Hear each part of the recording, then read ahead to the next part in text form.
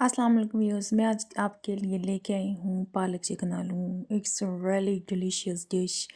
मुझे यकीन है आप लोग बहुत ज़्यादा इसको मज़े ले लेके खाते होंगे, सबको पसंद होगा। मुझे तो पालक बहुत ज़्यादा पसंद है और मुझे यकीन है आप लोगों को भी पसंद होगी। ये आप देख सकते हैं, ये देखने में इतने मज़ेदार है तो खाने में कितना मज़ेदार होगा।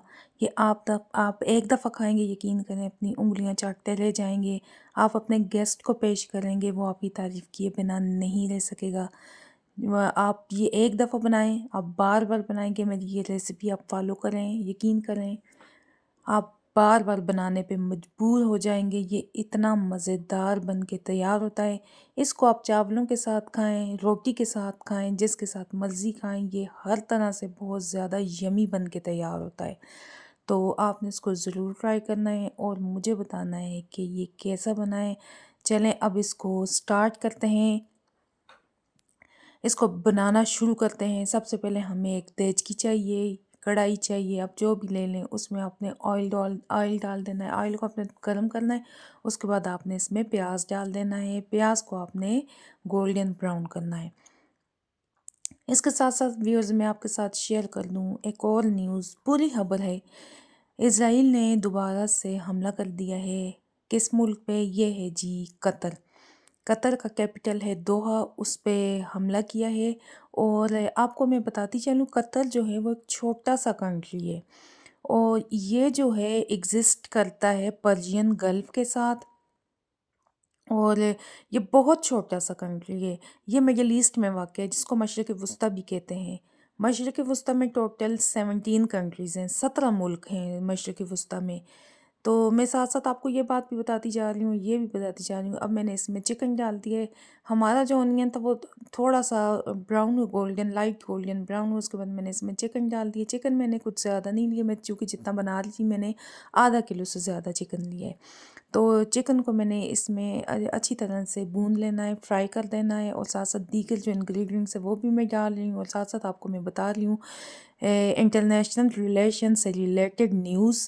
ये बड़ा इन्फॉर्मेटिव होना चाहिए। मेरे व्लॉग्स जो होते हैं वो इन्फॉर्मेटिव भी होते हैं। अब इसके साथ साथ मैंने आलू डाल दिए। मैं सिर्फ आपको रेसिपीज़ नहीं बताती, बल्कि मैं आपको इंटरनेशनली जो कुछ होता हो रहा है मुल्क में, दुनिया में, वो आपको उसके साथ साथ अवेयरनेस भी दे देती हूँ, ताकि आप इस काबिल हो जाएं कि आप समझ सकें कि दुनिया जो है वो कैसे चल रही है, उनके साथ साथ क्या क्या क्राइसिस हैं, क्या क्या मसाइल हैं। तो इसके साथ साथ मैंने यहाँ पे लहसुन अदरक का पेस्ट डाल दिए। इसको मैं इसके साथ अच्छी तरह से भूनूंगी ताकि इसकी स्मेल, चिकन की स्मेल जो है वो चली जाए और इसका जो टेस्ट है वो उसके अंदर गोश्त के और उसके साथ साथ आलू से भी अच्छी तरह से मिक्स हो जाए और इसका बहुत अच्छा टेस्ट बन के आता है। आप सबको पता होगा, कुछ को पता होगा या कुछ को नहीं पता होगा, इसराइल जो है जिसको हम मुल्क ही नहीं तस्लीम करते, जिसको अभी तक हमने मुल्क तस्लीम ही नहीं किया। अब इसमें हम डाल देंगे सिरका। सिरके से भी टेस्ट भी अच्छा आता है। इसराइल जो है वो ख्वाब देख रहा है ग्रेटर इसराइल के। इसराइल जिसको हमने रियासत तस्वर कभी किया ही नहीं है।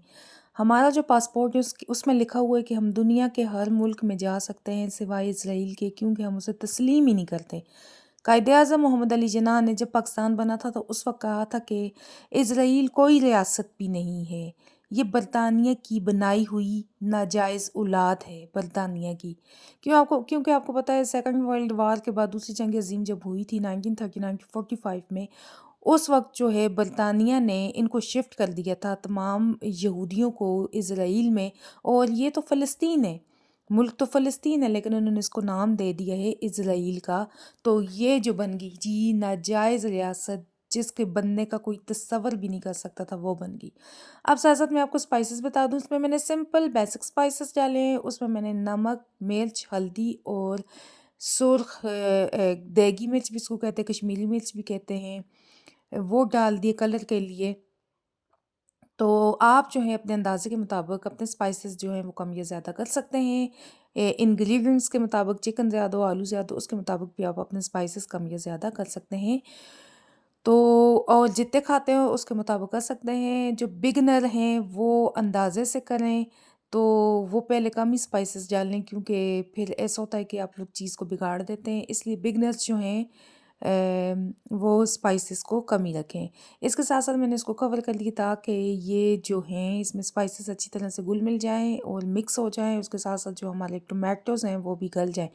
इसके साथ साथ मैंने इसमें पालक डाल दिया। अब पालक की ऐसी शक्ल क्यों है, क्योंकि पालक को मैंने पहले उबाल दिया था, उबालने के बाद इसको मैंने पीस लिया था। इसको मैंने चट्टू-बट्टा पे पीसा है, जिसको मोर्टार पेस्टल कहते हैं, अब मुझे नहीं पता आप उसको क्या कहते हैं। उसमें मैंने इसको पीस लिया है। पीसने के बाद उसको मैंने डाल दिया। ये आपको कम लग रहा है लेकिन यकीन करें ये जब ये पकेगा तो ये जो है वो ये बहुत अच्छी तरह से जब मिक्स हो जाएगा, पानी इसमें डलेगा, तो ये बहुत ज़बरदस्त किस्म की पालक की ग्रेवी बन के तैयार हो जाएगी। अब इसको मैंने थोड़ी देर के लिए कवर कर दिया है। ये जो है हमारी रेसिपीज़ जो होती हैं इस पे बहुत टाइम लगता है, लेकिन हम आपको शॉर्ट करके दिखाते हैं ताकि आपका टाइम भी बच सके और आप हमारी वीडियोस को अच्छी तरह से देख भी सकें। आप हमारी फैमिली की तरह हैं। तो इसके साथ साथ मैं आपसे ये भी कहूँगी कि आप मेरी वीडियोस ज़रूर देखा करें, क्योंकि अच्छी रेसिपीज़ के साथ आपको मैं अच्छी इन्फॉर्मेशन भी दे देती हूँ related to the world, related to the geography, related to the international relation, related to the Pakistan. तो बहुत अच्छी इन्फॉर्मेशन दे देती हूँ। इससे आप में अवेयरनेस आ जाती है मुख्तलिफ़ चीज़ों के बारे में।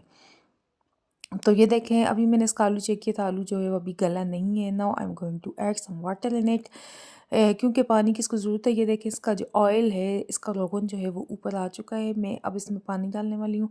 और हाँ, आप ग्रेवी को देख सकते हैं कि ग्रेवी आपको किस तरह की पसंद है, थिक पसंद है, मीडियम थिक पसंद है, थिन पसंद है, उसके मुताबिक आप इसमें पानी डाल दें। मैंने 1 गिलास पानी डाला है, अगर मुझे ज़रूरत पड़ी तो मैं मज़ीद इसमें पानी डालूँगी।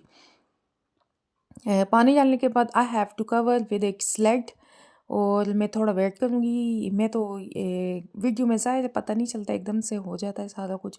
तो यहाँ पे मैं देखूँगी अगर इसके आलू टेंडर हो चुके हैं तो ठीक है, वरना मैं दोबारा इसको कवर कर दूँगी। तो इसके साथ साथ मैं आपको मज़ीद बता दूँ, इज़राइल जो है वो ग्रेटर इज़राइल के ख़्वाब देख रहा है। अब ग्रेटर इज़राइल क्या है? ग्रेटर इज़राइल का मतलब है कि इज़राइल एक छोटा सा मुल्क है, उसने अपना एक खुद का नक्शा बनाया हुआ है। और उस नक्शे में उसने काफ़ी सारे ममालिक को शामिल किया है कि ये ममालिक जो हैं वो इज़राइल का हिस्सा बनेंगे। उसमें वो कौन-कौन से इलाके हैं?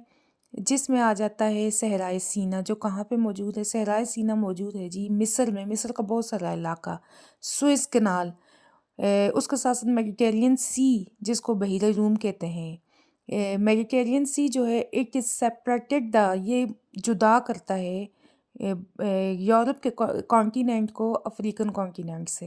ये एक समुंदर है, ठीक है ना? It is a part of Atlantic Ocean. Mediterranean Sea is a part of Atlantic Ocean. Ocean जो बड़ा होता है, सीज़ जो होते हैं वो छोटे होते हैं। ये मैं आपको बता चुकी हूँ पहले भी, इसके बारे में मज़ीद बात करेंगे।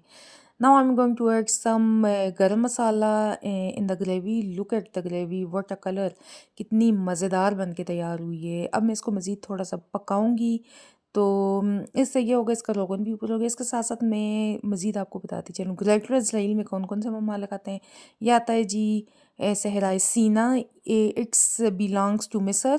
Suez Canal is also part of मिस्र। सुएज़ कनाल एक कनाल है, एक नहर है जो बनाई गई है, खुद इंसान ने बनाई है। तो और इसके साथ-साथ जो सऊदी अरब का नादरन पार्ट है, काफ़ी सारा इलाका, मदीना से मक्का तक ये सारा इलाका, और इसके अलावा आ जाते हैं जॉर्डन, लेबनान, सीरिया, कुवैत, ये सारे इलाके, इसके अलावा पर्शियन गल्फ़ के इलाके, ये सारे आ जाते हैं ग्रेटर इसराइल में। तो इस्लाम में भी इसके बारे में मौजूद है। मैं इस डॉक्टर असरार का भी देख रही थी बयान, वो भी इस तरह की बात कर रहे थे। ज़ाहिर है जो हमारे कुरान पाक में है तो वो है, वो हो के रहेगा। तो अल्लाह हमें इनकी साज़िशों से बचाए। अगली वीडियो तक के लिए मुझे इजाज़त दें। अल्लाह हाफ़िज़।